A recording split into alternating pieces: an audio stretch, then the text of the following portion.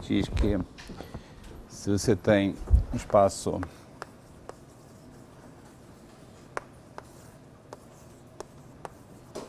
normado,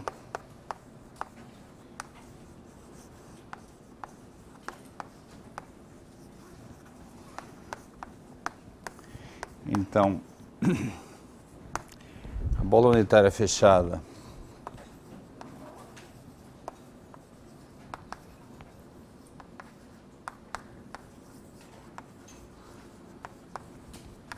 é compacta se e somente se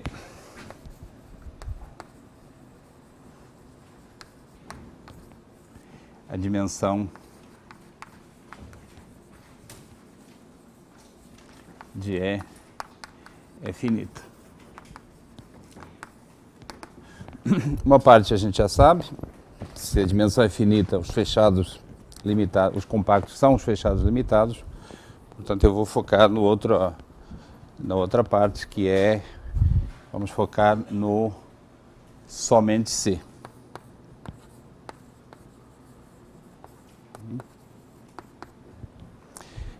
Mais precisamente, nós vamos mostrar o seguinte.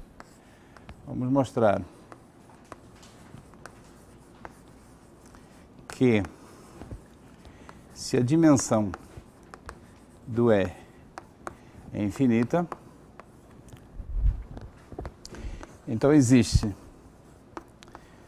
uma sequência de vetores xn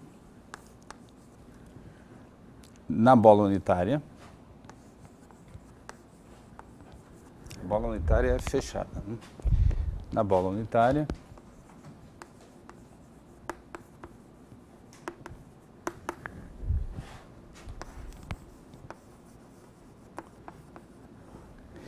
tal que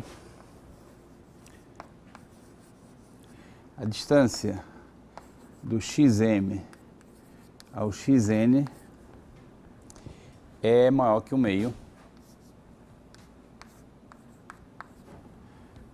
quaisquer que sejam m diferentes de n.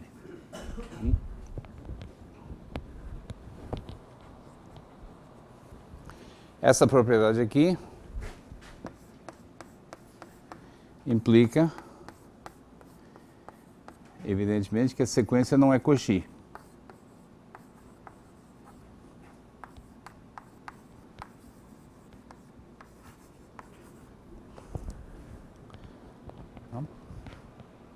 De fato, implica mais do que isso. Implica que nenhuma subsequência é de Cauchy, porque a propriedade de estrela, se vale para a sequência, também vale para a subsequência. Nenhuma subsequência de xn é de Cauchy. Certo? E, portanto, essa propriedade aí implica que xn não tem nenhuma subsequência convergente.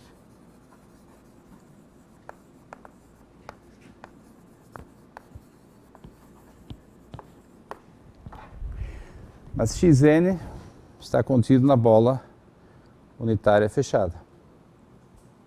Se a bola unitária fechada fosse compacta, toda a sequência teria que ter uma subsequência convergente.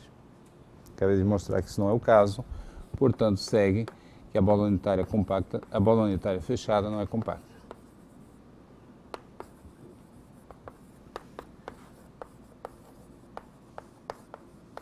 Quando eu falo bola, quer dizer bola centrada no vetor nulo do espaço, na origem do espaço. Fechada não é compacta.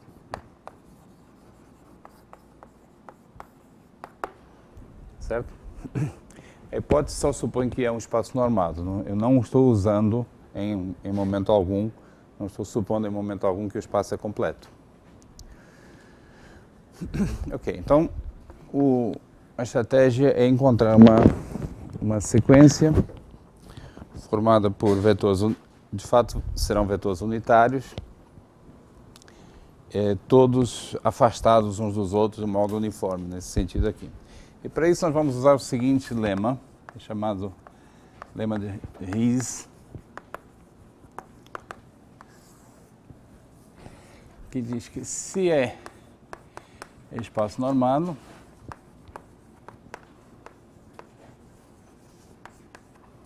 e a M é um subespaço fechado, subespaço vetorial fechado,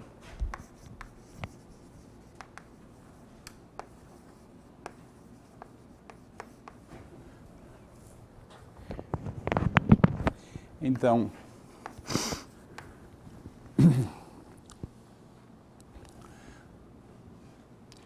para todo θ, para qualquer θ entre 0 e 1,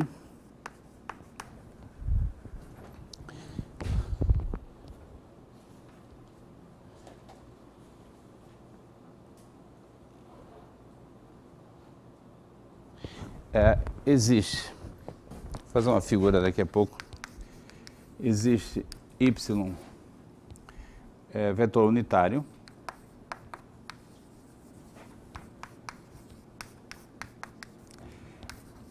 tal que a distância é maior que θ para todo x de m, que é θ. Então, eu vou fazer uma figura, evidentemente, de dimensão finita. Em dimensão finita, esse é um fato muito óbvio. O ponto todo é que isso é válido em qualquer espaço normal. Então, vamos fazer uma figura aqui bidimensional. Eu tenho, isso é o E. Agora eu vou considerar um subespaço vetorial. Em dimensão finita, todos os subespaços são fechados. Aqui a gente supõe que o subespaço é fechado. Isso é o M, subespaço. E o que diz o teorema? Que você olha a bola unitária,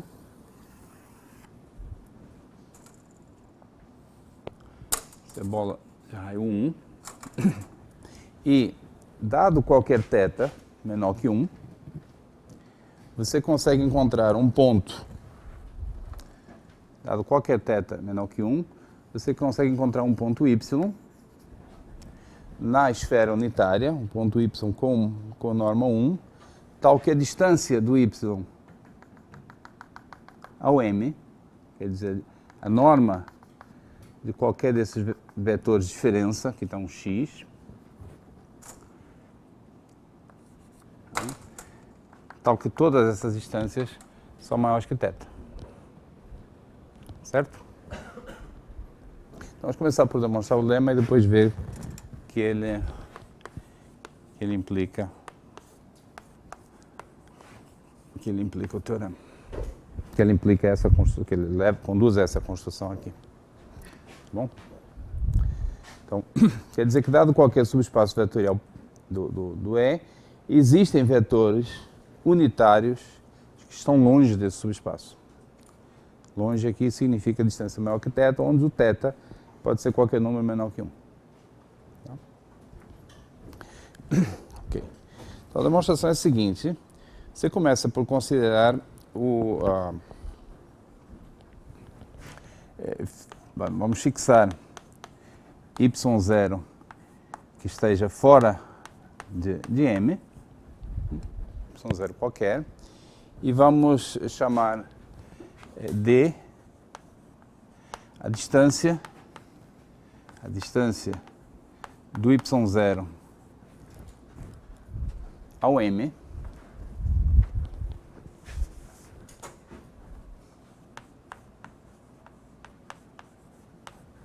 ou seja, por definição, é o ínfimo das distâncias de y0 a x tomado sobre todos os x de M. A distância de um ponto a um conjunto é o mínimo é o ínfimo das distâncias do ponto a qualquer elemento do conjunto.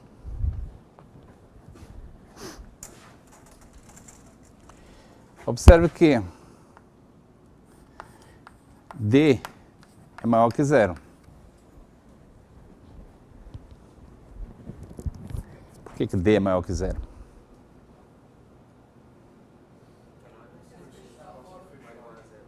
Eu estou tomando ínfimo.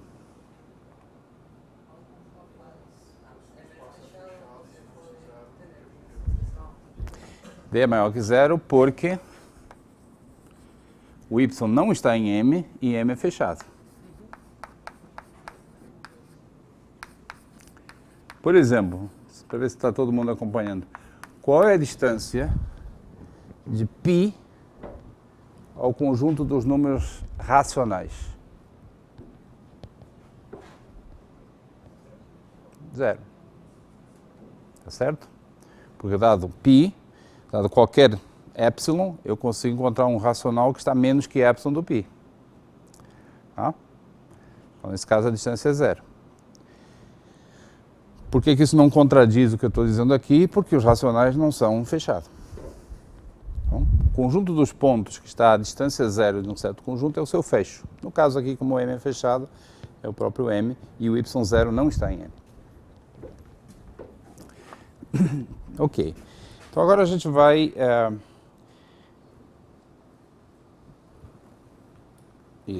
vamos tomar x0 em M, tal que a distância do x0 ao y0 seja menor que d sobre θ.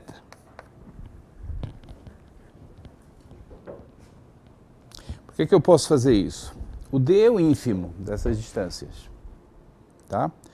Então, dado qualquer... é o menor dos majorantes. Dado qualquer número maior que ele, eu posso encontrar um ponto que esteja a distância menor que esse número. E basta aqui observar que d sobre θ é de fato maior que d. Porque o θ é menor que 1. Você pode conseguir um número que seja igual a essa distância? Não necessariamente. Porque se o m fosse compacto, que não é, aí eu saberia que a distância é necessariamente realizada. Mas não necessariamente significa que eu não estou provando isso. Tá? Não preciso provar isso. A única coisa que eu preciso aqui é encontrar um número, um vetor que a distância é menor que esse d sobre θ. Tá? A resposta é sim. Se você tem um subespaço fechado, tem um ponto fora, sempre existe um ponto que minimiza a distância. Tá? Mas eu não preciso disso aqui. Ok? Então, como esse número é maior que d, e portanto é maior que o ínfimo, eu posso encontrar um x0 tal que... E aí eu vou escolher y igual a x0 menos y0 sobre a sua norma.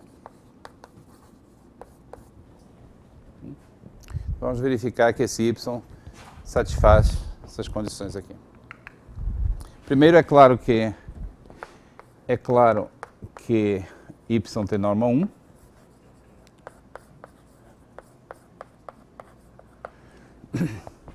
Então, agora, para concluir, vou considerar qualquer x em M.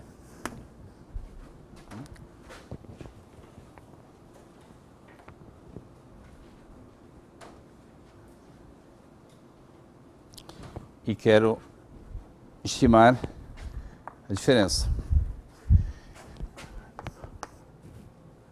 X menos y é igual, por essa definição aí, a x menos x0 menos y0 sobre a respectiva norma,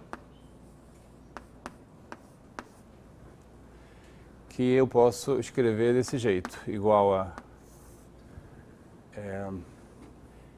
x multiplica x0 menos y0 norma, menos x0 mais y0 sobre x0 menos y0.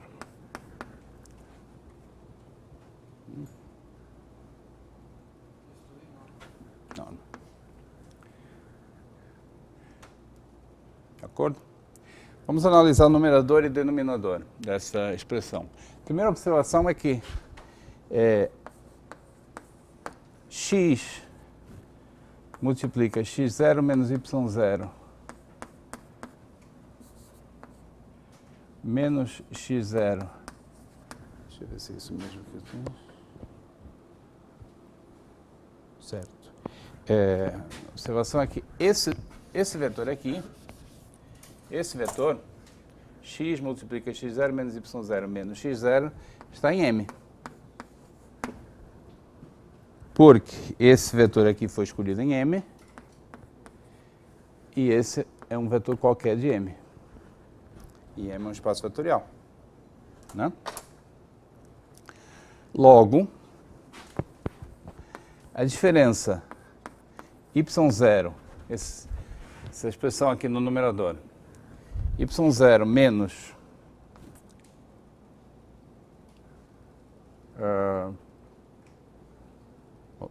fica mais bonito se eu colocar um menos aqui e um mais aqui. Continua válido.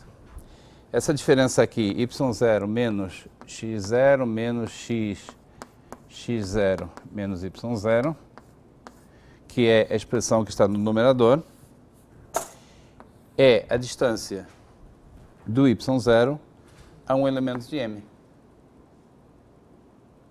Tá certo? E a distância do y0 a qualquer elemento de M, por definição, é maior ou igual que D. Não? Então, isso conduz a essa desigualdade.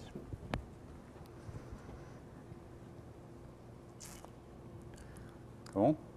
Então, o numerador dessa expressão aqui é maior ou igual que D. Quanto ao denominador, por escolha, por construção, ele é menor ou igual que D sobre θ.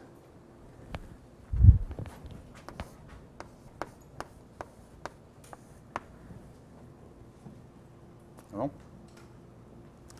Acabou a demonstração.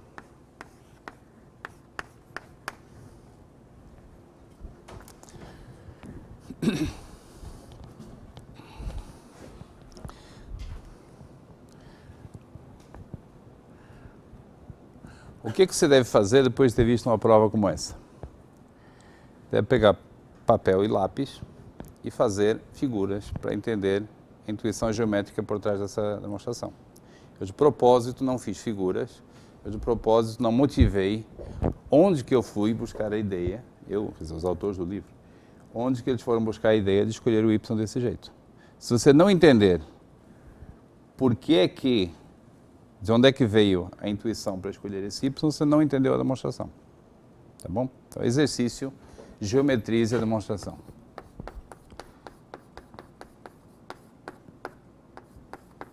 Entenda o argumento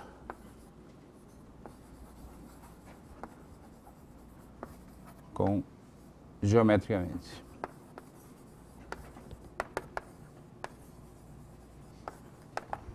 O que eu fiz aqui foi fazer uma conta, sem dar a intuição, que vence, mas não necessariamente convence da veracidade do teorema.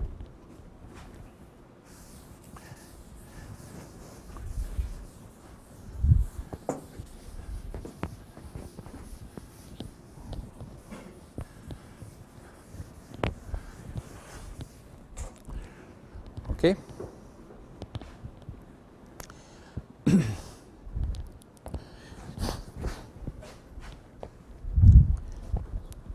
Então, agora com isso, a gente pode demonstrar o teorema.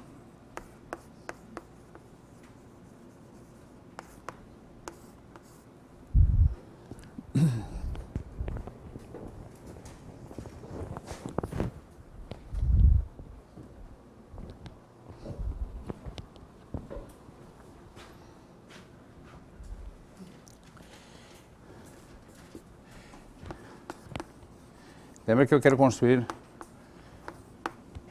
a sequência, então, bola, unitária, centrada em zero, qualquer. Então, tome x1 qualquer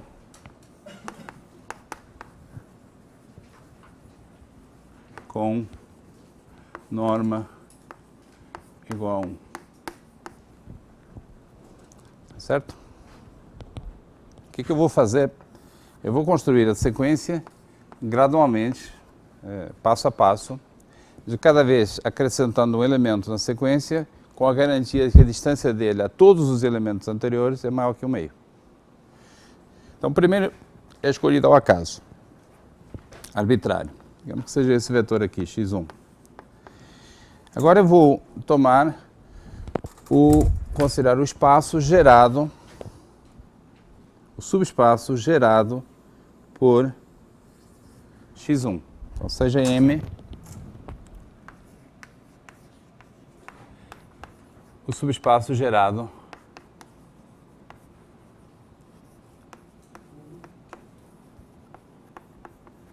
por x1,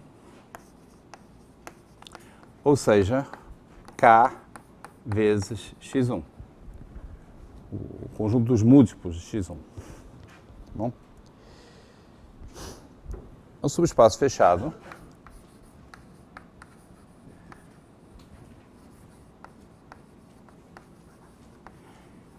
porque tem dimensão 1, tem dimensão finita. Todo subespaço de dimensão finita é fechado. Então, pelo lema, existe algum vetor x2, pelo lema, existe algum vetor x2 com norma 1, tal que a distância do x2 a qualquer elemento do espaço M é maior que θ. Eu não disse quem é o θ, eu vou fixar θ igual ao meio. Então, pelo lema, existe um x2 tal que a distância do x1 ao x2 é maior que o meio.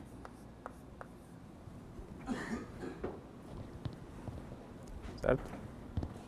De fato, a distância do x1 a qualquer elemento desse subespaço M, M1. Vou chamar M1. Em particular, a distância do x2 ao x1 é maior que o meio.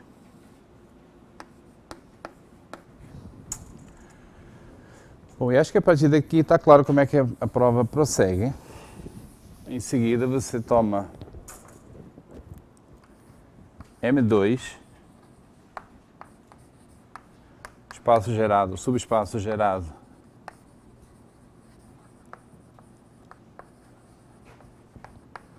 pelo conjunto x1 e x2, é um plano, espaço bidimensional gerado por esses dois vetores. E aplicando de novo o lema, de novo é um subespaço fechado porque tem dimensão finita, aplicando o lema novamente, existe um vetor x3 com norma 1, tal que a distância do x3 a todo o elemento do M2 é maior que o meio. Então, em particular, x3 está a distância maior que o meio do x1 e também está a distância maior que o meio do x2.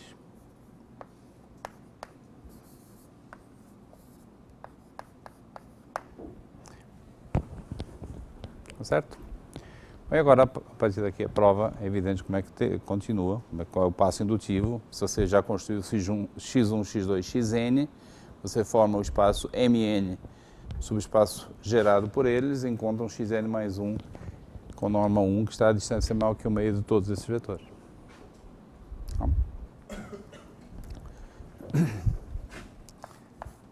Terminou a demonstração. De fato, a demonstração é inspirada pela uma observação que eu fiz na quinta-feira. No espaço C0, você consegue encontrar uma sequência como essa. De fato, no espaço C0, você consegue até colocar um 1 aqui. Em geral, você poderia ter escolhido qualquer θ menor que 1. E isso dá essa sequência que está toda espalhada, os vetores, todos a distância uniformemente limitada por baixo uns dos outros.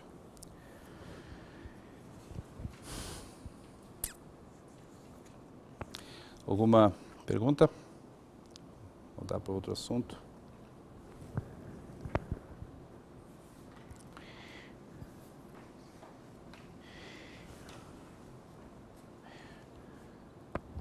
Ok.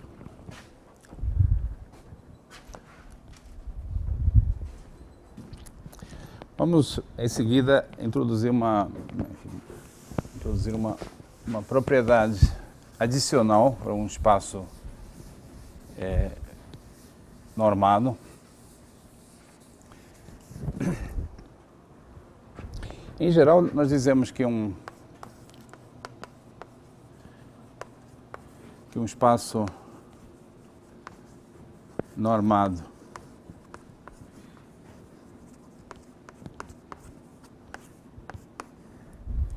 é separável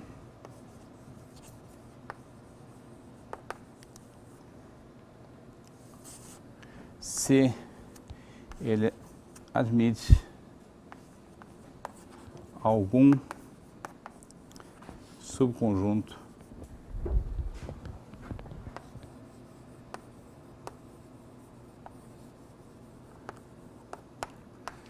enumerável denso.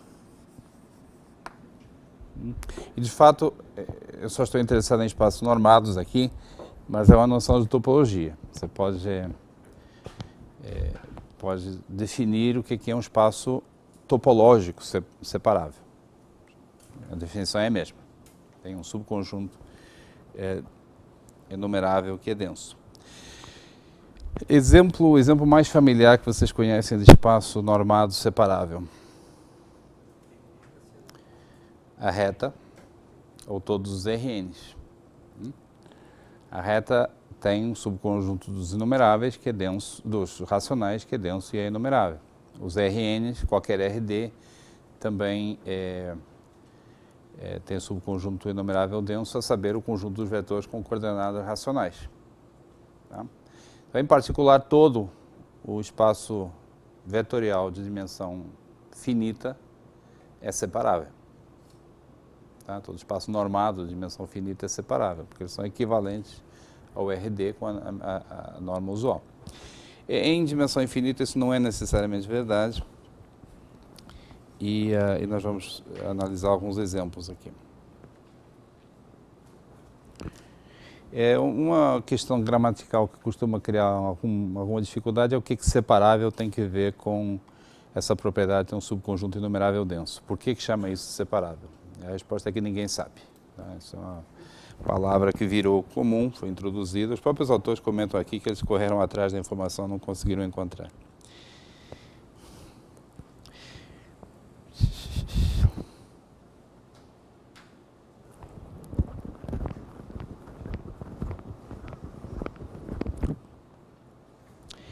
Vamos talvez analisar alguns exemplos. O meu exemplo favorito é o seguinte.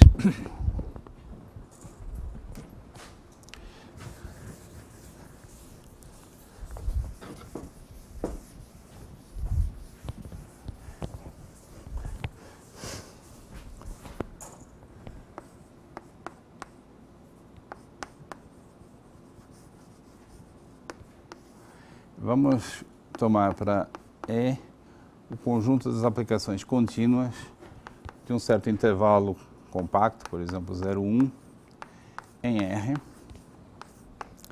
com a norma que nós já introduzimos, chamada norma do supremo,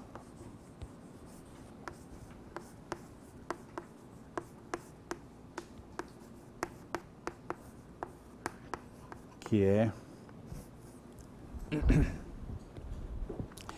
simplesmente o supremo dos valores absolutos da função em todos os pontos. Então, a minha afirmação é que esse espaço é separável.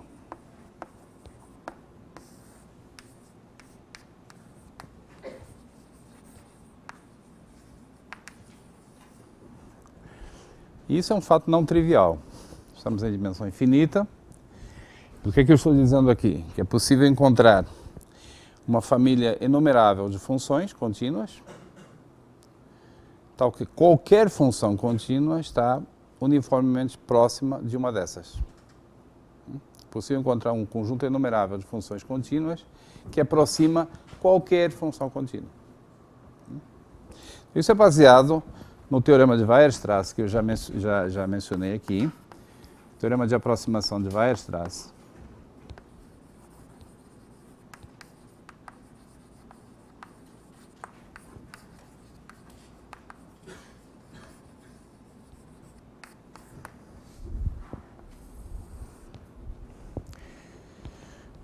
Que diz que para toda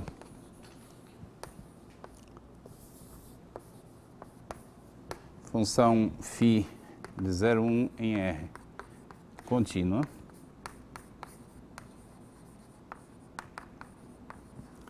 e todo epsilon maior que zero, existe uma função polinomial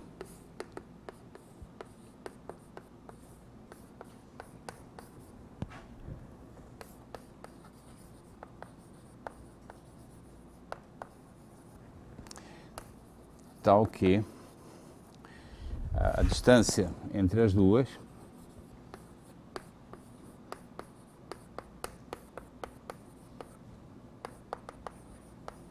é menor que epsilon.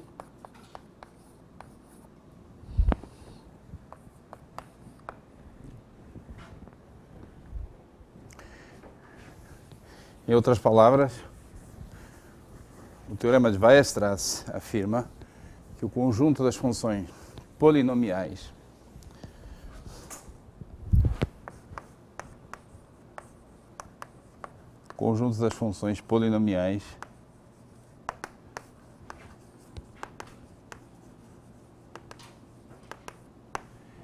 é denso nesse espaço C0 de 0,1 E.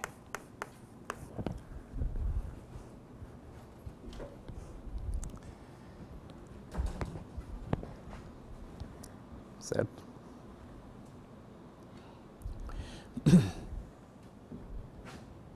Isso não resolve o problema porque o conjunto das funções polinomiais não é enumerável. Mas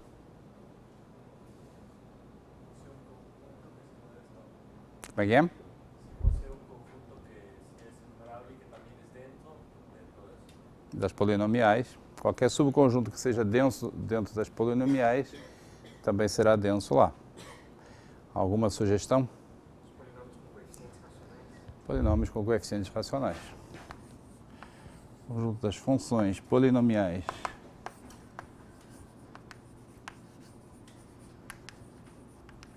com coeficientes racionais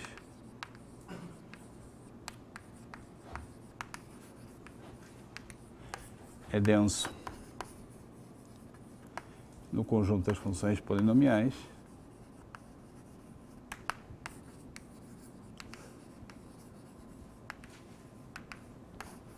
logo,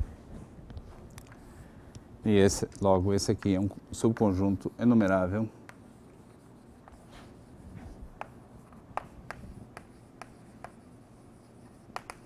denso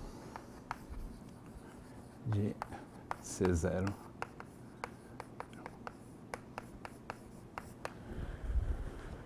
tá certo? De fato, esse é um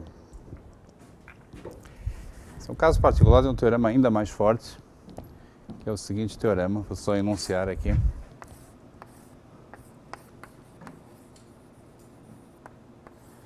Se M é espaço métrico compacto,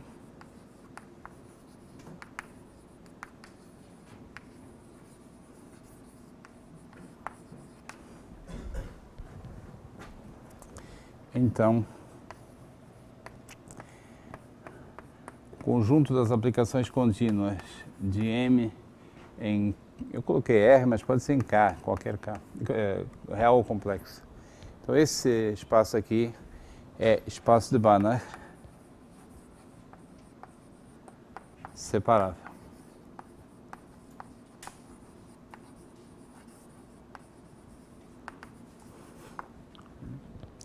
Então, esse teorema do qual essa afirmação aqui é um caso particular. O conjunto das aplicações contínuas definidas no espaço métrico compacto é sempre separável.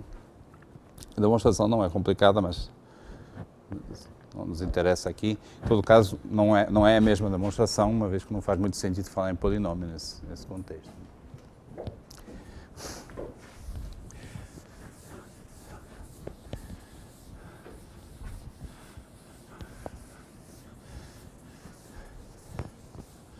Outro exemplo.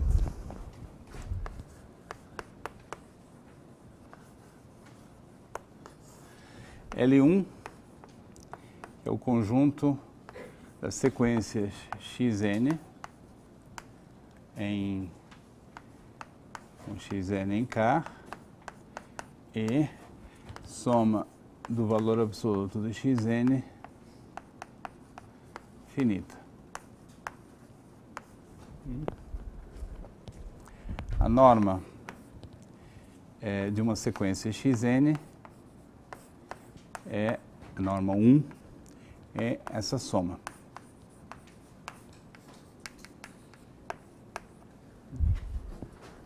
A minha afirmação é que L1 é separável.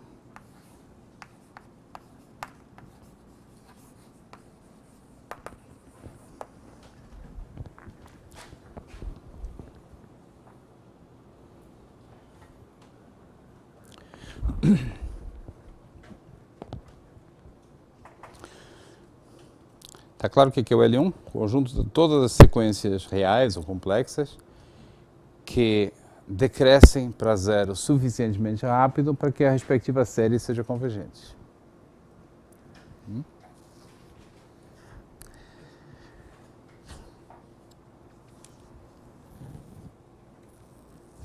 Queremos encontrar um subconjunto enumerável denso, sabendo que a distância é medida por essa norma aqui.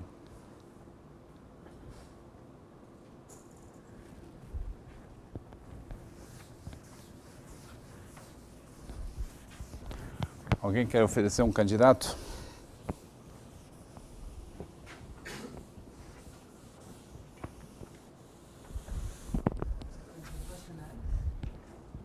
Sequências racionais.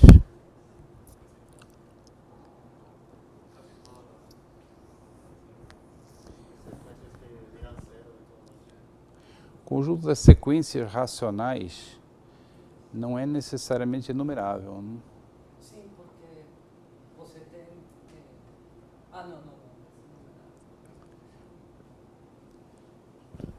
não. Porque, olha só, vamos pensar nisso aí. Sequências com valor racionais.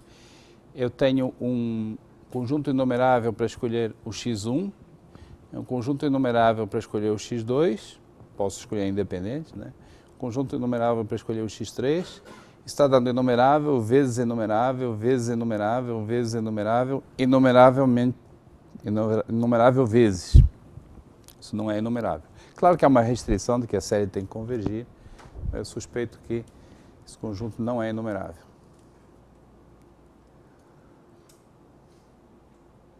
Mas não está longe de ser uma solução. É. Então, o conjunto X, formado pelas sequências xn, tais que xn é racional para todo n,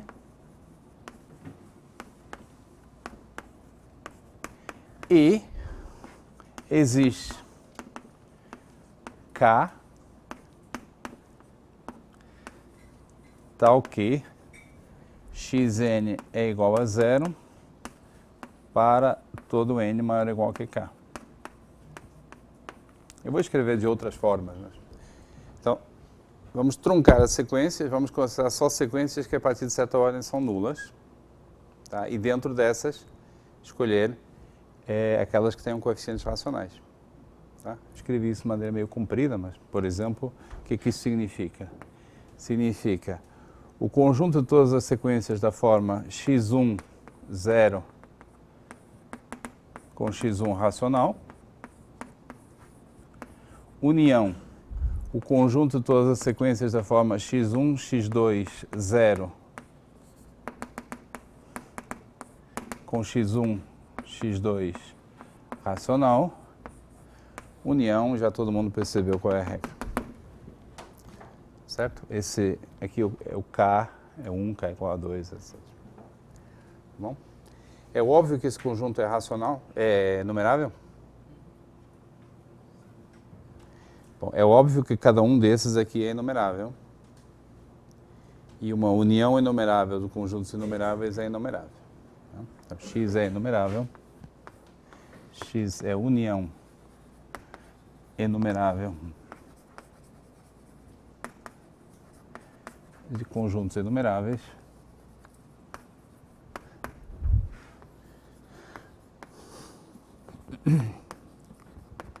Logo, é enumerável.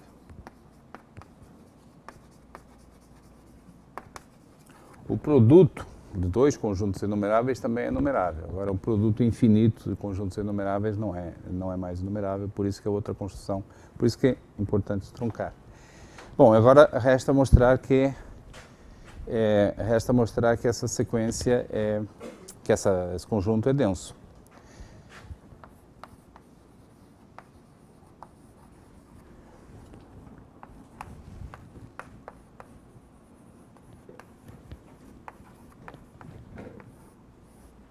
Como é que a gente vai mostrar que ele é denso em L1?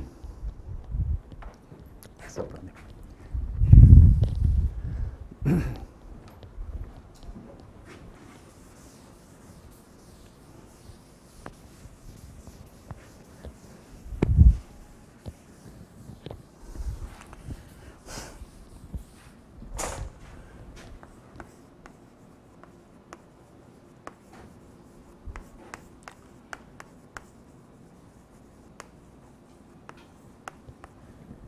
Então eu tenho que tomar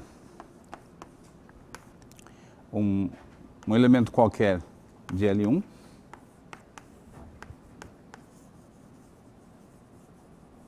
tenho que tomar epsilon maior que 0, e agora tenho que mostrar que existe um elemento do x, cuja distância ao meu y aqui, a essa sequência, é menor que epsilon.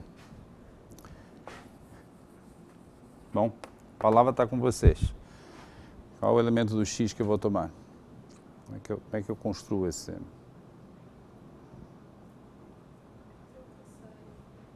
Oi? Trunco a série.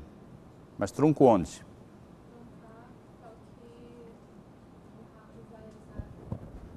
Então, fixe K, tal que a cauda da série do y, a partir do K mais 1, seja menor que epsilon sobre 2.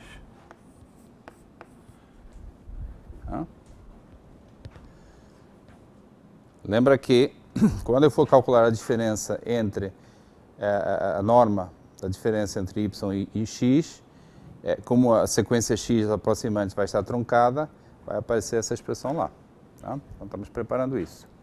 O que mais?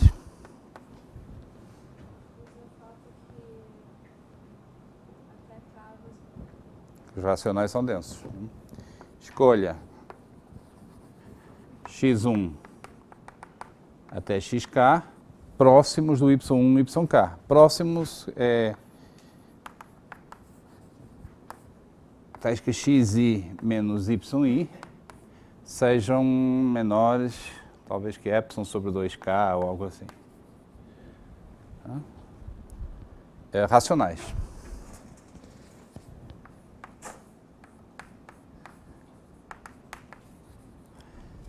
E então agora a norma, a distância entre a sequência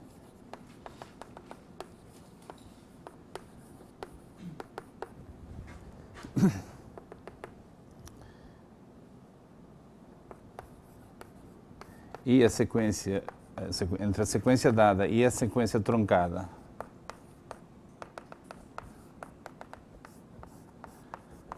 essa norma aqui. Essa sequência está em x, é uma sequência truncada com valores racionais. Essa diferença aqui é, por definição, a soma de yi menos xi com i desde 1 até k, mais a soma de yi com i de k mais 1 até infinito. Certo? Por construção, por escolha, essas primeiras entradas estão próximas, então isso aqui é menor que k vezes epsilon sobre 2k, e essa cauda aqui é menor que epsilon sobre 2.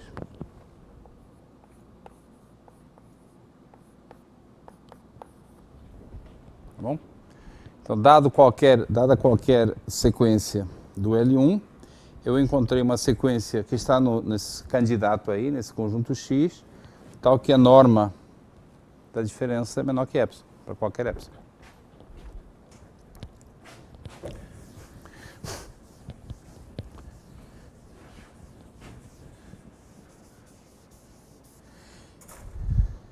Como eu já mencionei, todo o espaço vetorial de dimensão finita é separável, mas não quero dar a impressão de que isso continua válido em geral. Então vamos ver também um exemplo que não é separável. Conjunto das sequências xn em K e sup de xn finito, o L infinito, a minha afirmação é que esse espaço não é separável.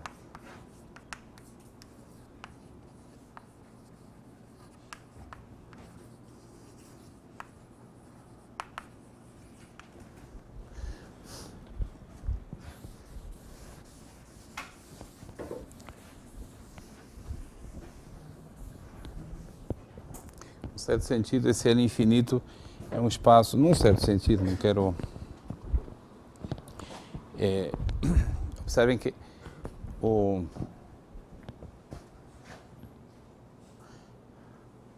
quem que é maior, o L1 ou o L infinito?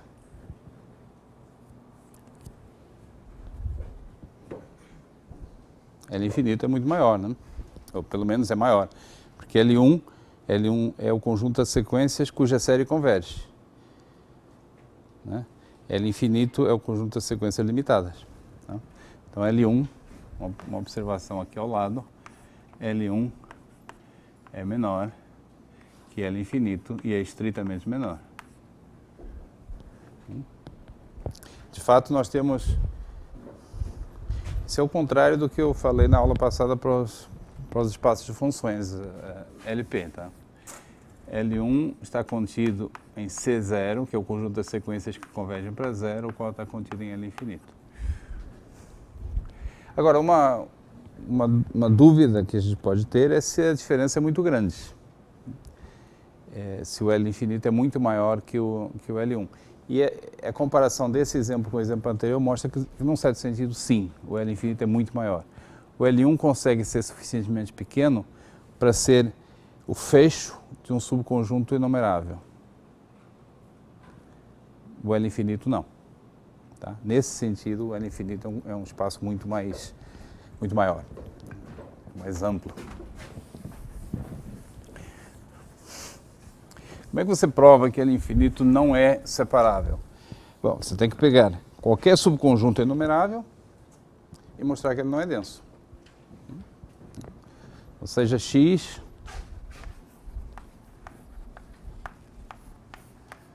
formado por elementos desse... seja X um subconjunto enumerável, subconjunto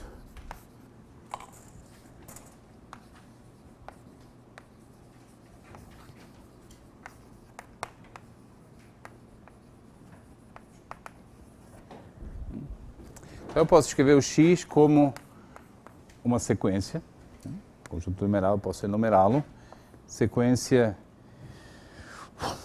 como é que vamos denotar isso? Xi1, Xi2, Xn. Observem que cada Xi aqui é um elemento do L infinito. Quer dizer, cada Xi, K, Xn, Xi, K, cada Xi K é uma sequência. Que eu vou representar assim, X, K, N. Né? De novo, tem que ficar de cabeça fria, porque X é uma sequência de elementos de L infinito, os quais, por sua vez, cada um deles é uma sequência. Daí eu estou precisando aqui de duplo índice. Tá? Então, dado X, um subconjunto enumerável qualquer, eu quero mostrar que o X não é denso. Para mostrar que ele não é denso, basta mostrar que existe um elemento do L infinito que está longe do X. Então vamos encontrar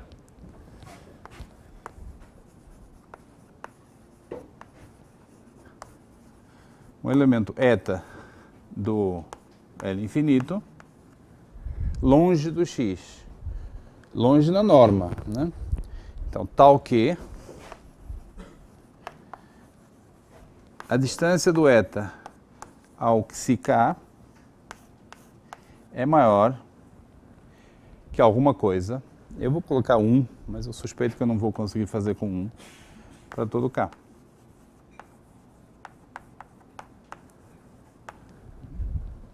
Maior que alguma coisa. Então, talvez assim, e uma constante C positiva, tal que essa distância é maior que C para todo K. Logo, X não é denso em L infinito. A norma aqui é a norma L infinito, que é, já defini, norma de uma sequência. Norma infinito é o sup dos valores absolutos dos elementos da sequência. Tá bom? Então, considero um conjunto enumerável qualquer. Quero mostrar que esse conjunto enumerável não é denso. E mostrar que não é denso significa que dentro do espaço existe um subconjunto. Existe algum elemento que está longe do X. Algum elemento que não é aproximado por elementos do X. Essa distância fica limitada a dizer.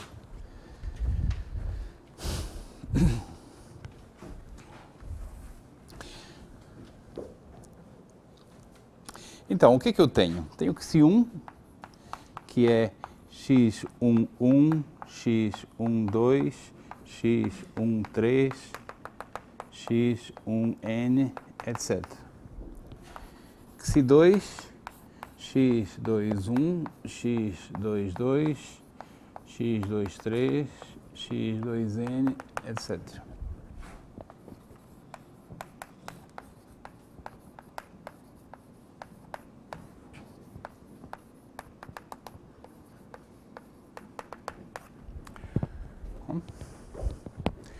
Que a gente tem, o jogo é o seguinte: vocês têm uma sequência desconhecida, qualquer, de sequências, todas limitadas. Queremos encontrar agora uma nova sequência, eta,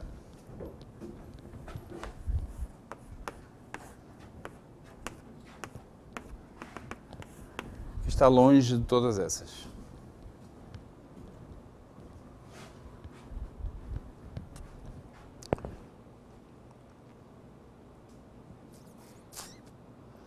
Eu sugiro o seguinte: vamos tentar cozinhar a primeira entrada daquela sequência de modo a garantir que ela está longe do Xi1. O que vocês sugerem?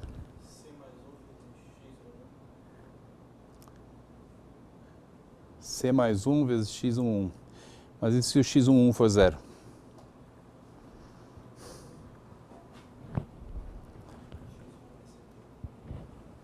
x11 mais c.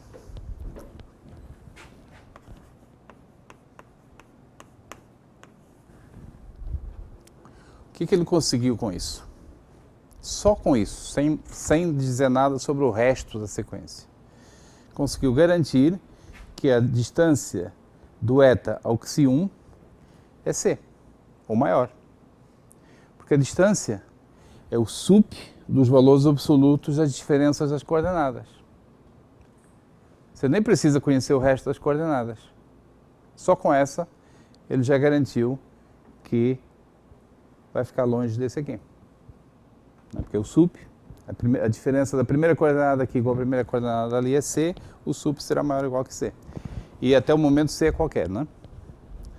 Muito bem, empolgados com esse sucesso inicial, a gente passa a definir a segunda coordenada lá do eta.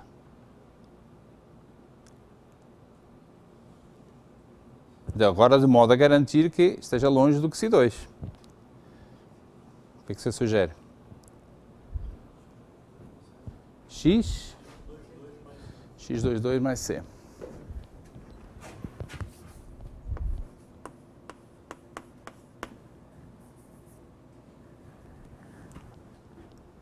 E agora ficou moleza, né? X33 mais C, etc. Tá? Então, a norma de eta menos xk é o sup dos eta i menos xki sobre todos os eta n sobre kn, sup sobre todos os n's, é por maioria de razão maior ou igual que eta k menos xi k k, o qual é igual a C. Portanto, C igual a 1, né? Podemos tomar C qualquer aqui. Como é que é? Esse é o probleminha que nós temos. Nós precisamos que a sequência eta esteja em L infinito. Precisamos que ela seja limitada. Então, a proposta aqui foi a seguinte: tome eta k igual a x k k. Vamos fixar de uma vez mais 1. Vamos fixar. Igual, aparentemente o valor do C não é relevante. Vamos tentar aqui.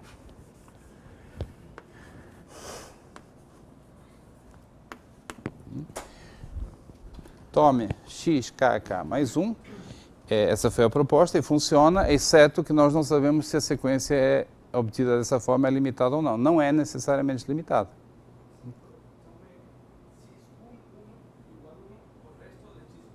Zero. Está dizendo que se tomar essa sequência assim,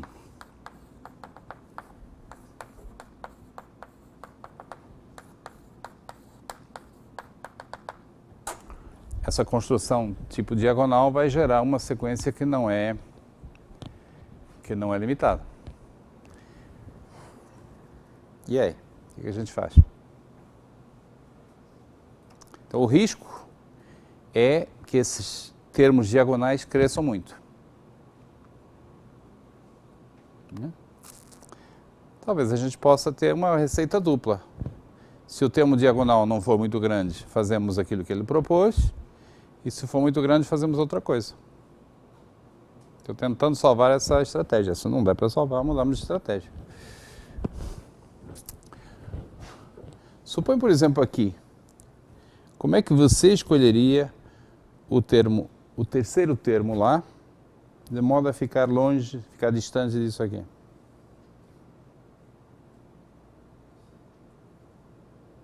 Não precisa ser 3 mais 1. Pode tirar. 3 menos 1 também não vai resolver o problema, porque também poderia crescer. Você pode, se o número é muito grande, toma 0. E aí terminou. E aí temos a construção. Então, tomamos isso que ele propôs. Se o x, k, k não for muito grande, por exemplo, se for menor ou igual que 1, ou que 10, não importa, e tomamos 0 caso contrário.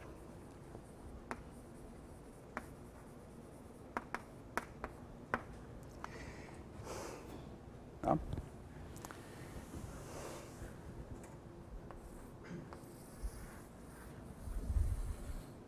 Então, o que nós temos? Que a distância, agora eu vou consertar o que estava antes, a distância eta a psi k, que é o sup sobre n, da diferença entre eta e n e psi kn, é maior ou igual que a distância entre o próprio eta k e o psi kk. Bom, é claro que essa sequência é limitada, né? Note que a norma de eta k, que é o sup dos valores absolutos dos eta k's, é menor ou igual que 2, né? Logo, eta k está em L infinito. Por outro lado, então essa é a primeira observação. Por outro lado, a distância entre eta e psi k, esse sup é maior ou igual que isso aqui. E agora há duas possibilidades. Isso é, se o x, não é que se é x. Se o xkk é menor ou igual que 1,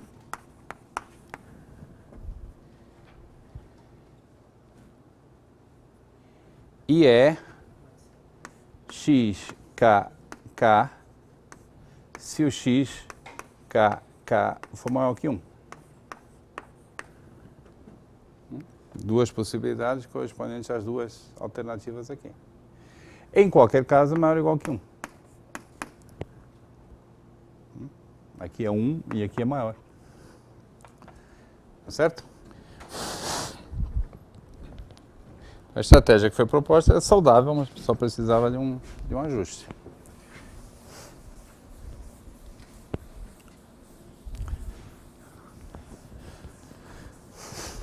Em várias circunstâncias é útil saber que o espaço é separável.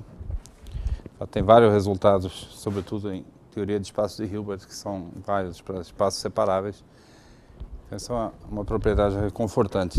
Eu vou encerrar essa primeira menção com a seguinte proposição. Se é espaço normado separável,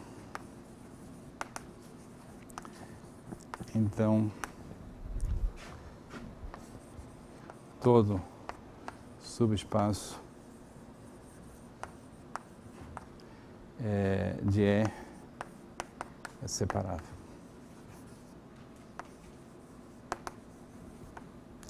Eu não vou provar isso porque isso não é um fato de análise funcional, é um fato de topologia. Se você tem um espaço métrico separável, todo subespaço métrico também é separável.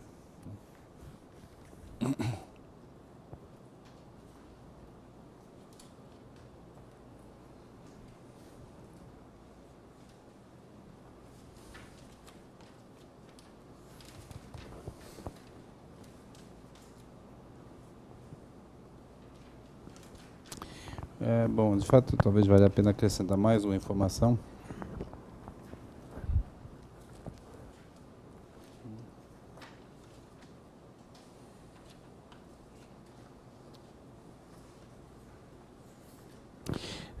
Mais uma observação final. Um exemplo.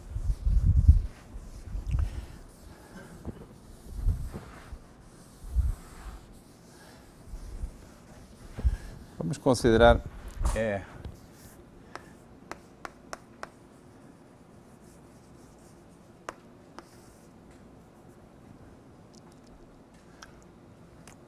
os espaços LP de um intervalo, do intervalo 0,1 com a medida de Lebesgue.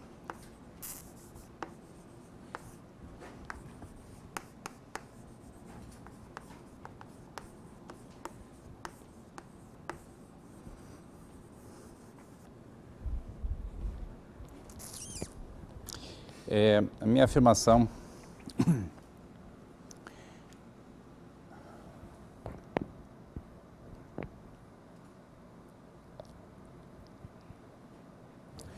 é a seguinte, LP01M é separável para todo P menor que infinito.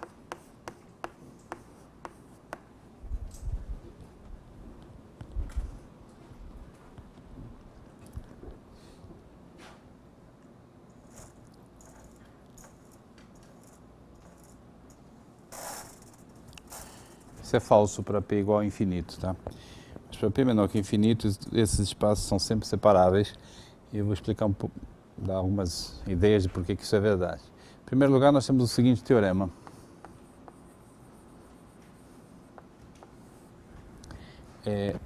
O espaço, o conjunto das funções contínuas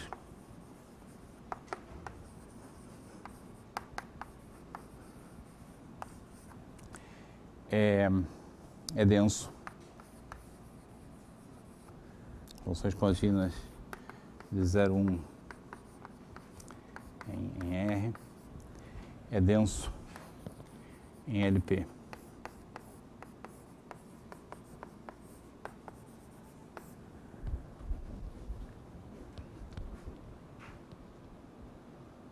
Então, esse é um teorema. Por outro lado, nós vimos há pouco, foi o teorema que eu mencionei, que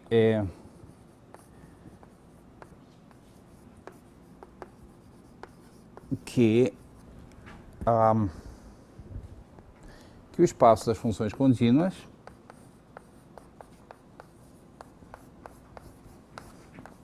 é separável.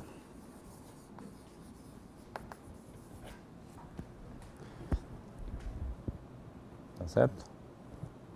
Quer dizer que tem eu acabei de apagar isso aí. As funções, o conjunto das funções polinomiais com coeficientes racionais é um subconjunto denso desse espaço. Tá? Então, existe um subconjunto denso nesse espaço e esse espaço é denso nesse outro. Portanto,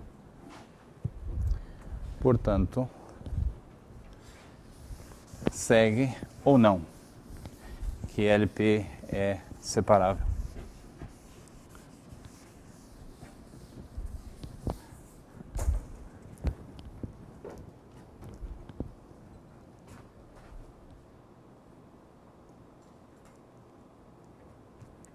O que vocês acham?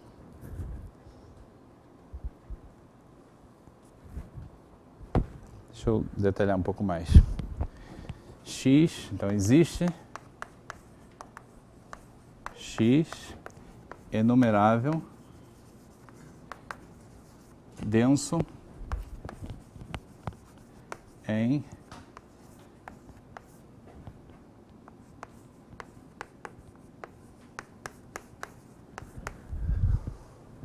logo X é denso em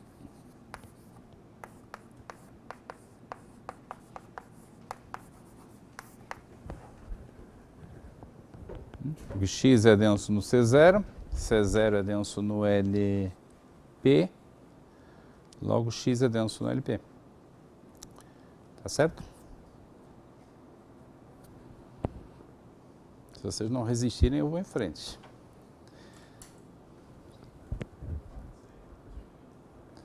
São normas diferentes. Tem que tomar cuidado.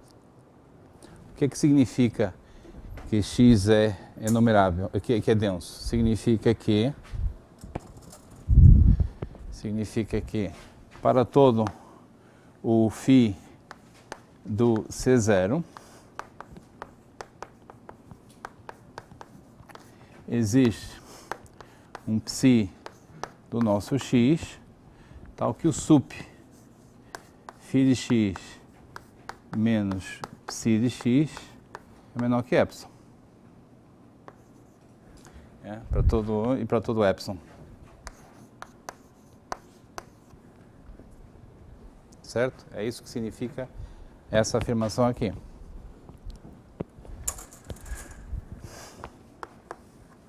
Por outro lado, essa outra afirmação significa que para todo o ρ de LP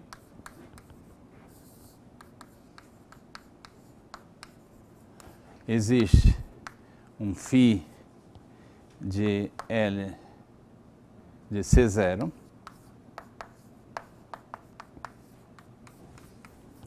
tal que a integral, tal que a norma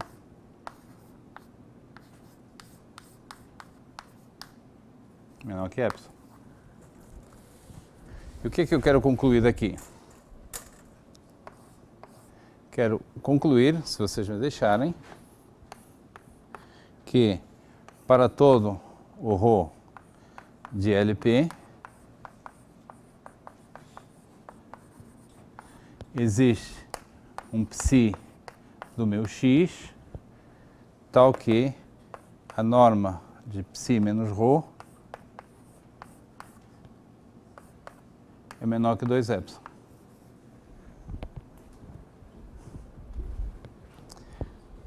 Como ele observou, isso não é imediato porque eu não posso somar isso com isso. Se eu pudesse somar, se fosse a mesma norma, seria imediato. Pode usar aquele resultado sobre a LP está mentindo de acordo com Qual o resultado?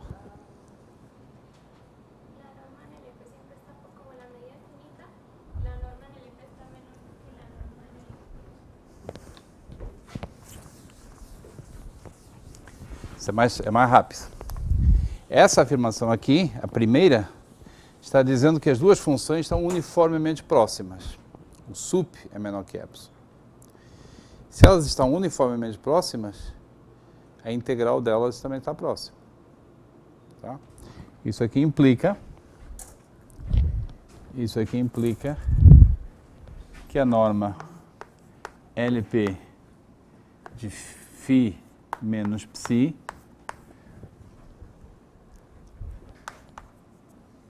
é menor que epsilon. Vou deixar que vocês verifiquem isso, mas para P igual a 1, isso é óbvio.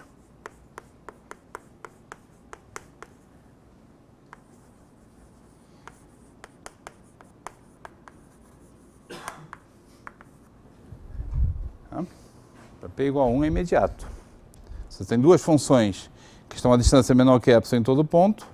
Estamos no espaço, a medida é finita, mas mais do que isso, é uma medida de probabilidades. Né? É M nesse aqui.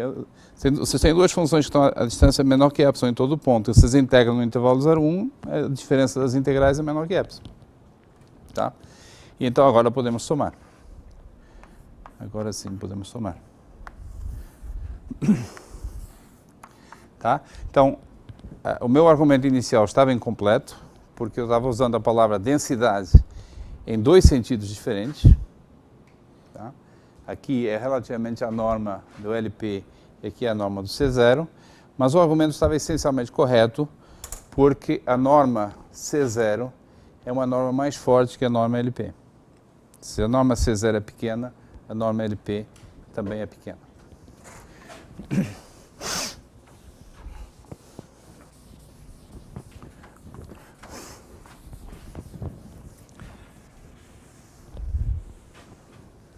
Ok, então vamos mudar de capítulo. Nas próximas aulas, hoje, amanhã e um pouquinho mais, nós vamos falar não mais diretamente de espaços de Banach, mas de aplicações entre espaços de Banach, de operadores lineares. Esse é o nosso próximo tópico.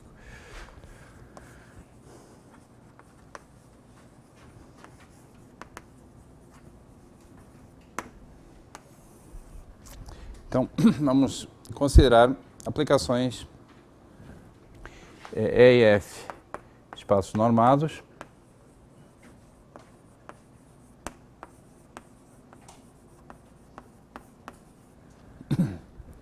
e aplicações L de um espaço em outro. Bom, a definição de operador linear ou aplicação linear é a mesma, que vocês já conhecem, significa que L de x mais y é igual a L de x mais L de y, e que L de Cx igual a CL de x, isso aqui para quaisquer x e y no espaço e para qualquer C no corpo dos escalares. Agora, há uma diferença importante entre o estudo, a teoria das aplicações lineares em dimensão finita e no contexto que a gente está considerando agora. Essencialmente, em dimensão finita, você toma bases, escolhe bases nos dois espaços, escreve a matriz da aplicação linear relativamente a essas bases. Tem uma chateaçãozinha que as bases não são únicas, então você tem que saber o que acontece quando você troca de base. Bom, você faz a teoria, como é que muda a matriz quando você muda a base. Mas, no frigir dos ovos, um operador linear entre dois espaços de dimensão finita é uma matriz. Tá? Com isso fica tudo dito. Isso não é verdade no nosso contexto. Isso não é verdade no nosso contexto, em particular, vamos ver exemplos daqui a pouco, que mostram que operadores lineares, em geral, não são necessariamente contínuos. Então, eu vou caracterizar primeiro quando aqui um operador linear é contínuo e depois vamos analisar alguns exemplos.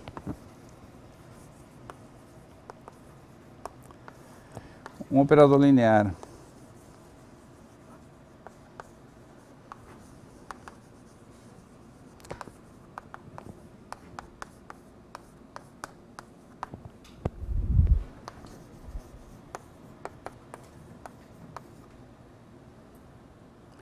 se e somente se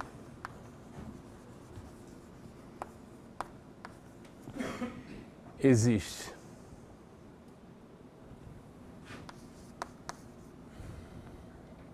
colocar assim, as seguintes condições, dado um operador linear, as seguintes condições são equivalentes.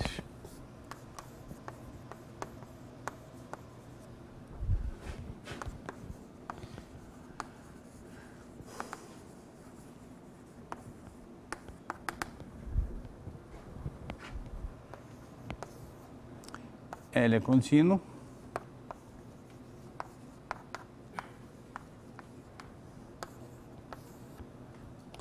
Existe C maior que zero, tal que L de x menos L de y é menor ou igual que C x menos y para todo x e y de E.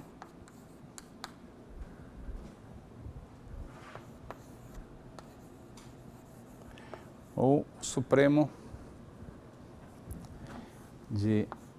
da norma de L de x dividido pela norma de x diferente de zero é finito.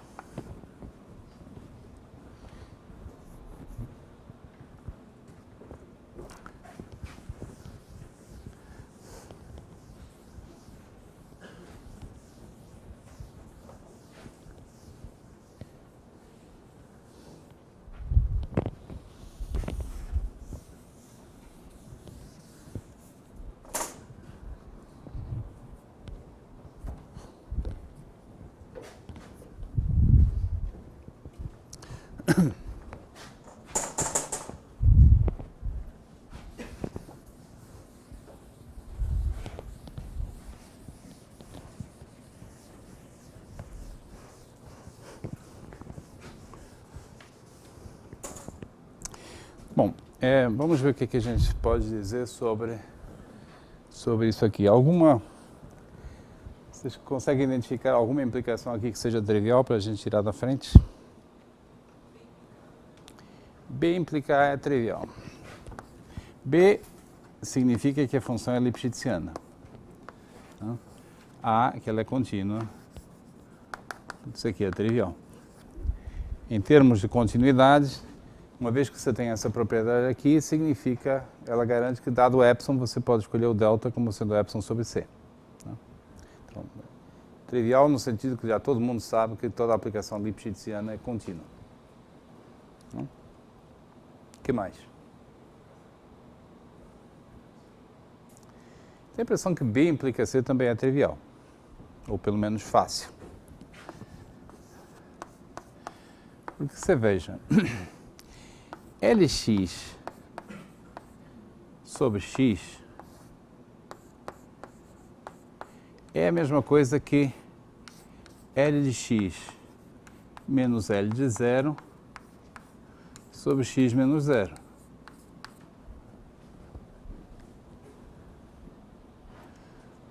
Portanto, é menor ou igual que C.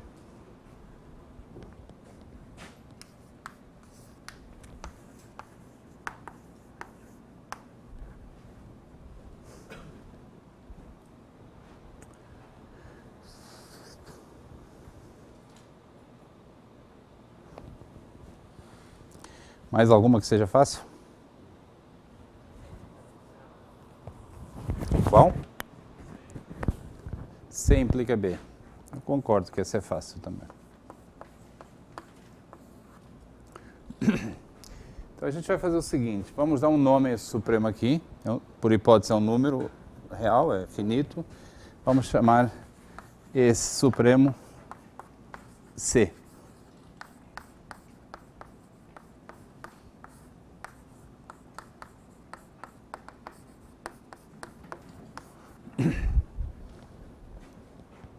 Então, L de x menos L de y sobre x menos y, que é a expressão que me interessa estimar, é igual a L x menos y por linearidade sobre x menos y,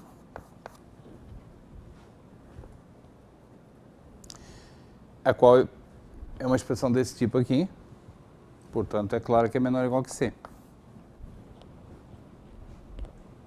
C é o supremo das expressões dessa forma. Deixa eu mudar de letra aqui, botar um Z, só para ficar mais transparente. Então basta tomar Z igual a x menos y, essa expressão é L de Z sobre Z, que é claro que é menor ou igual que o supremo de todos esses valores, para qualquer x diferente de y. É evidente que o caso x igual a y é trivial no item B. Tá bom? Então C implica B também é fácil.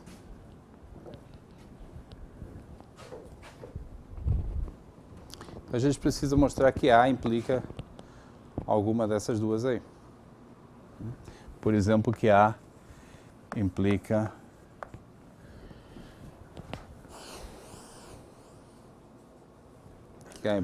C, por exemplo.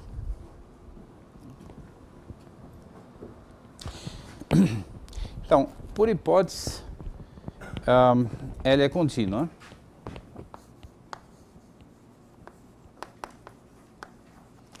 Isso significa que ela é contínua, isso implica que ela é contínua na origem. Né? Implica, em particular, que ela é contínua em zero. Eu só vou usar isso. O que também mostra que, se eu substituir aqui esse enunciado por é contínua na origem, também continua equivalente. Se é contínua em zero, isso significa que, para todo epsilon maior que zero, existe um delta maior que zero, tal que x menor ou igual que delta implica L de x menor ou igual que epsilon. De acordo? Usando só a hipótese de continuidade na origem.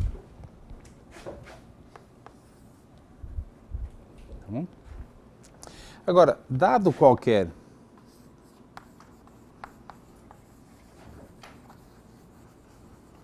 x diferente de zero,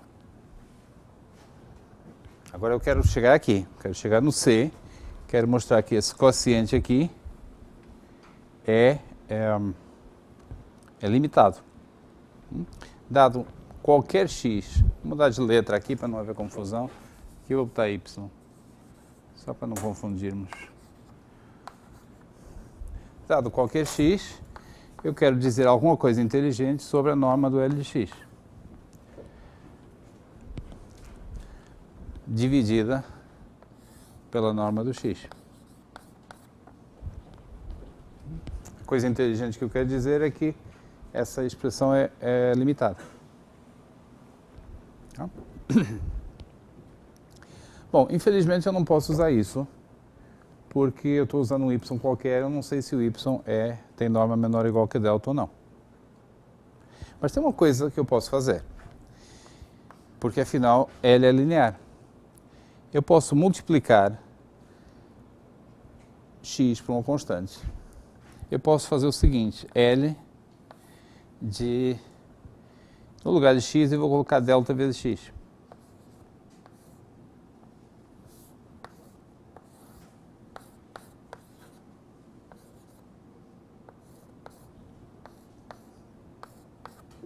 Todo mundo concorda com essa igualdade? O que eu consigo com isso? Consigo que essa norma agora seja diferente. Eu não resolvi o problema porque eu quero realmente ter um vetor que tenha norma menor ou igual que delta para poder aplicar a hipótese. O que vocês sugerem que eu faça? Vou dividir, é equivalente ao que você está dizendo, vou dividir aqui por norma de x e aqui por norma de x. Ou, acho que você sugeriu o seguinte, deixa eu dizer de outra, talvez, acho que a sua solução é mais elegante.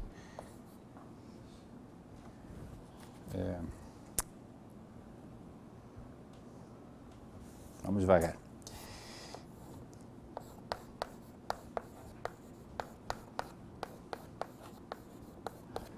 E agora você está dizendo, passa a norma do x para dentro. Então fica L delta x sobre a norma de x.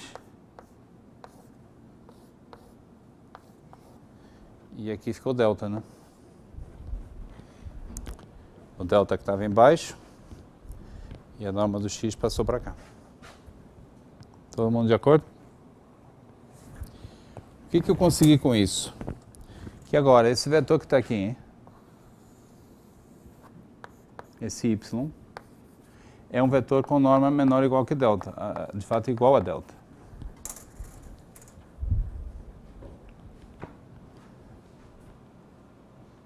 Tá certo?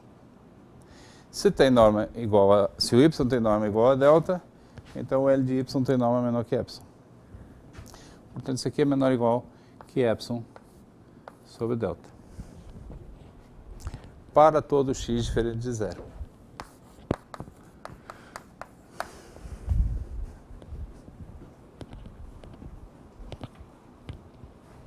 Conclusão, esse supremo é menor ou igual que epsilon sobre delta e, portanto, é finito.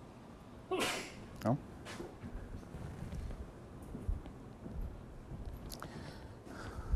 Ficou claro ou tem dúvidas?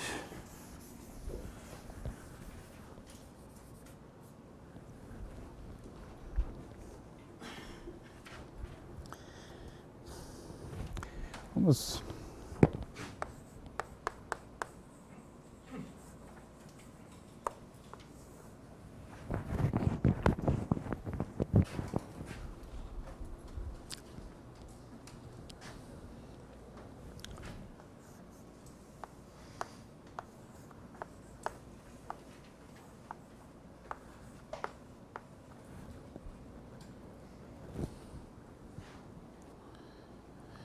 A aplicação L de L1 em L infinito definida da seguinte forma.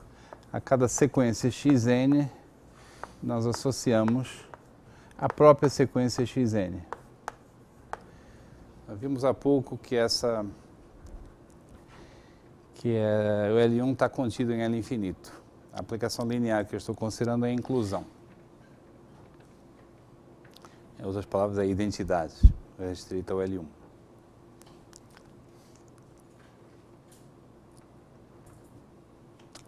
Essa aplicação é contínua ou não? Não espero que vocês respondam em segundos. Estou propondo que vocês pensem em 2 minutos. Aplicação que vai de L1 em L infinito. L1 é o espaço das sequências somáveis. L infinito é o espaço das sequências limitadas. A aplicação está bem definida, é claro que é linear.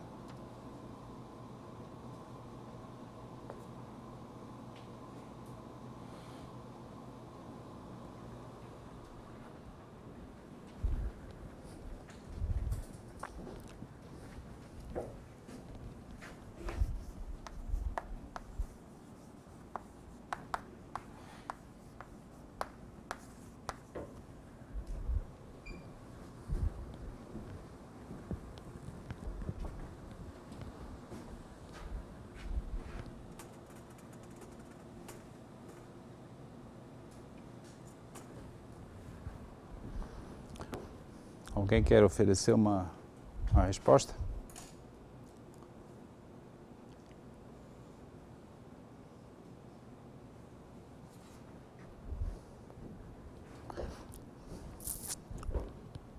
A pergunta traduzida à luz daquela proposição é a seguinte. Em outras palavras, existe alguma constante C maior que zero, tal que a norma de L de xn é menor ou igual a C vezes a norma de xn. Esse C aqui poderia ser o supremo, por exemplo. Tal que a norma satisfaz essa relação para todo xn de L1. Perguntando se o supremo disso dividido por isso é finito. Eu falei até uma coisa errada. Eu falei a norma e eu deveria ter dito as normas. São normas distintas. Aqui é norma infinito e aqui é norma 1.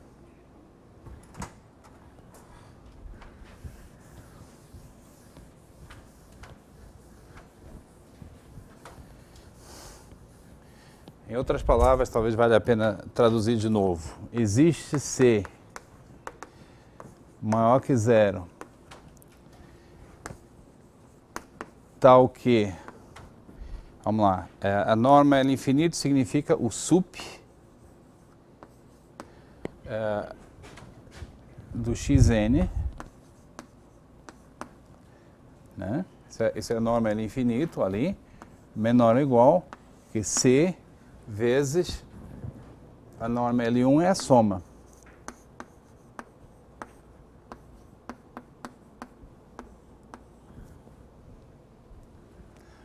O importante aqui é que isso tem que valer para todo xn de L1.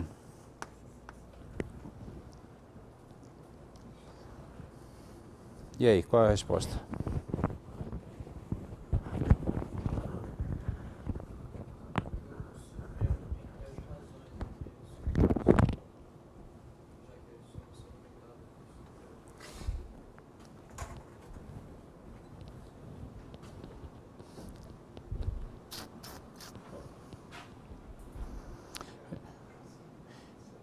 Oi?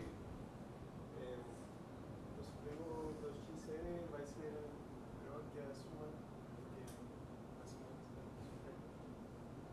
O supremo do xn é menor que a soma. Menor ou igual que a soma de todos os termos. O supremo dos termos da sequência é menor ou igual que a soma dos termos da sequência. Portanto, a resposta é sim.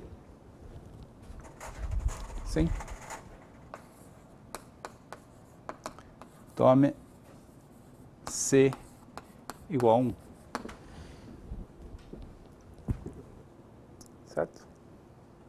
como C igual a 1. Esse supremo é é certamente menor ou igual que a soma de todos eles. Basta tomar, por exemplo, C igual a 1. Não? A pergunta era muito fácil, uma vez entendido o que está em causa. Mas vamos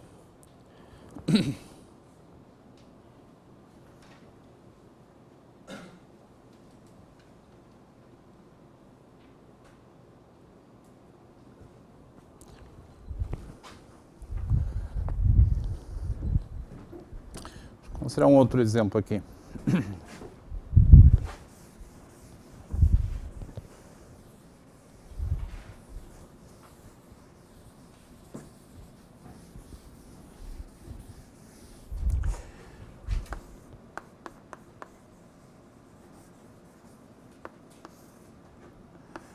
Vamos tomar para E o conjunto das funções polinomiais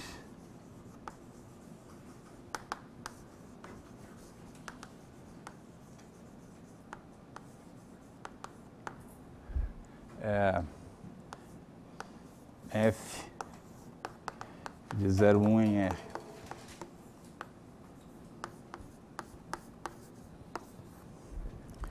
Com a seguinte norma, com a norma do Supremo, né? Norma de F, norma de φ, norma de φ igual ao sup.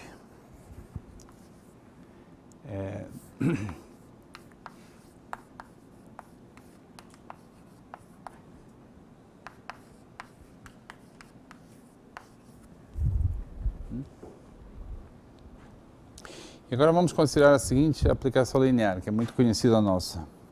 A aplicação que vai de E em E, que é a aplicação derivada. A derivação.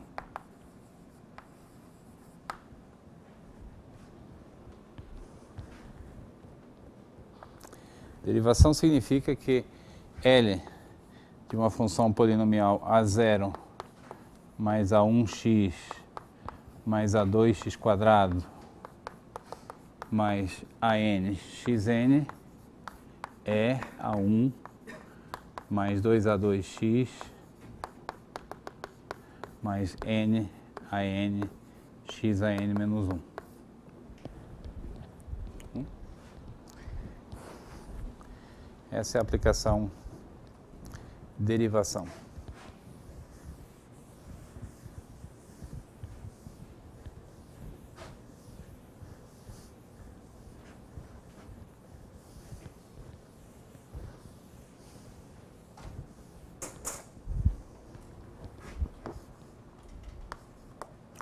Todo mundo sabe da aula de cálculo que a aplicação derivação é linear.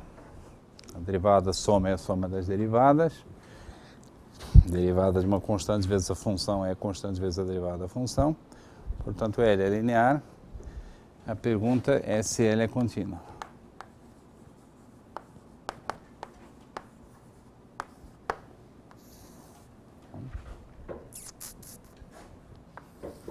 Em outras palavras, existe ou não uma constante C tal que o supremo, já estou traduzindo para a nossa norma, o supremo de A1 mais 2A2x, supremo da derivada,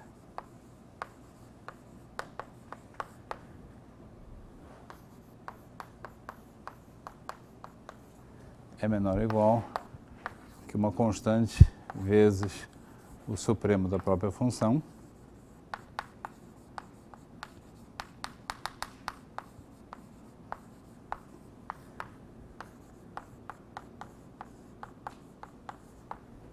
Para toda função A0 mais A1x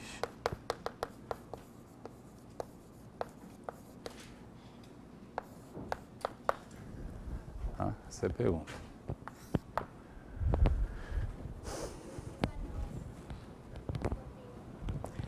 não é contínua. O que é chocante, será a nossa primeira aplicação linear não contínua.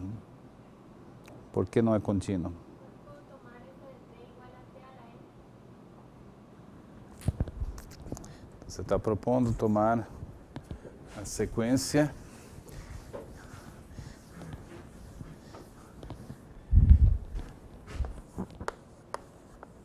φ n de x, x a n. Ok? Então o L de φ n é a função n x a n menos 1. Certo? Qual é a norma de φ n?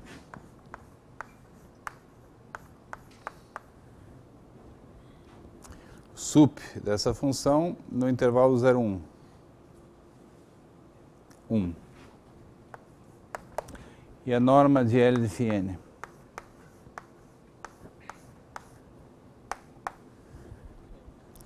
N. O quociente L φ n sobre φ n, portanto, é igual a n, que não é limitado.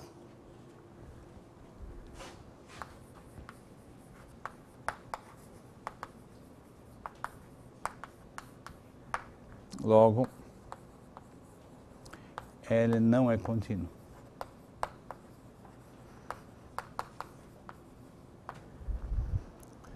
Certo? Continuidade para aplicações lineares é uma propriedade muito forte, como mostra essa proposição. De fato, no âmbito linear, contínuo é a mesma coisa que lipschitziano.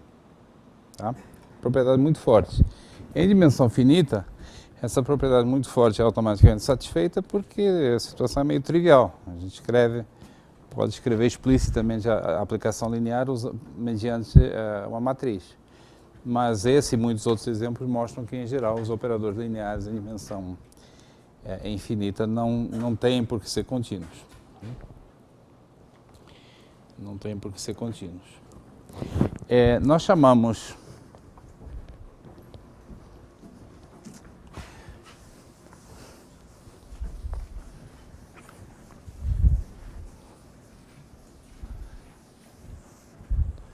dados os espaços de Banach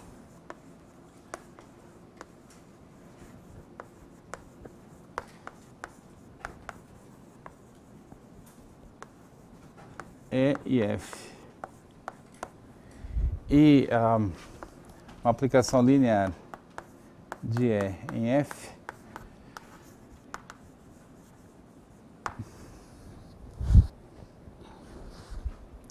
nós definimos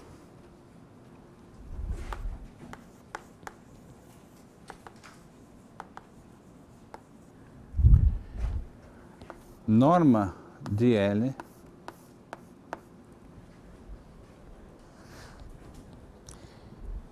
como sendo esse supremo aqui.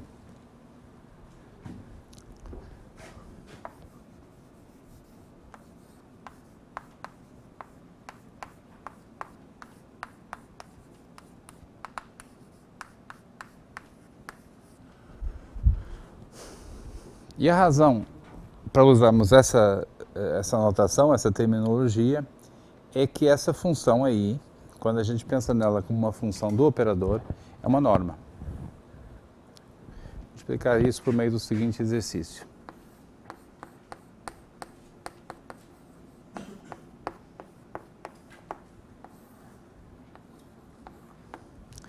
O conjunto das aplicações lineares de E em F é um espaço vetorial.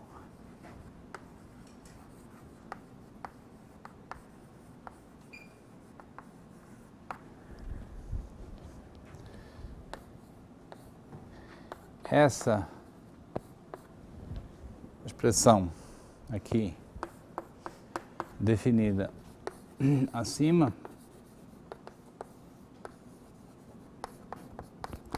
é uma norma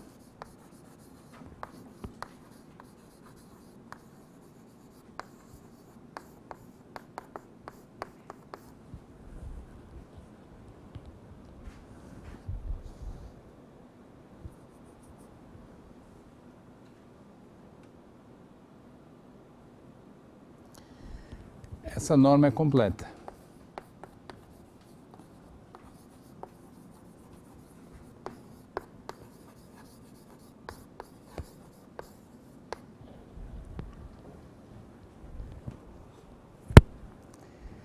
E finalmente, norma de L de x é menor ou igual que norma de L vezes norma de x para todo x do E.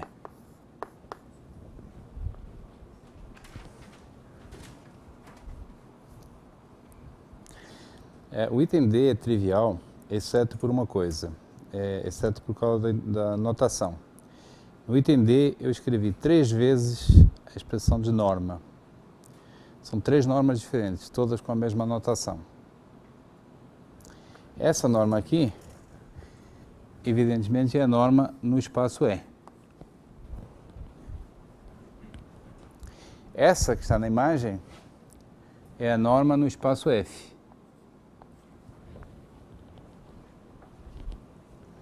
E essa que é a norma do operador L é essa aqui.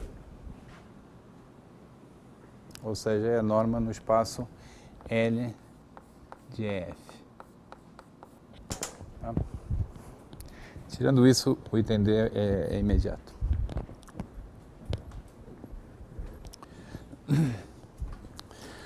Ok, nós vamos parar por aqui hoje. A partir de amanhã a gente vai começar a provar os teoremas principais da teoria de espaços de Banach, da teoria de operadores em espaços de Banach. Mas é um bom momento.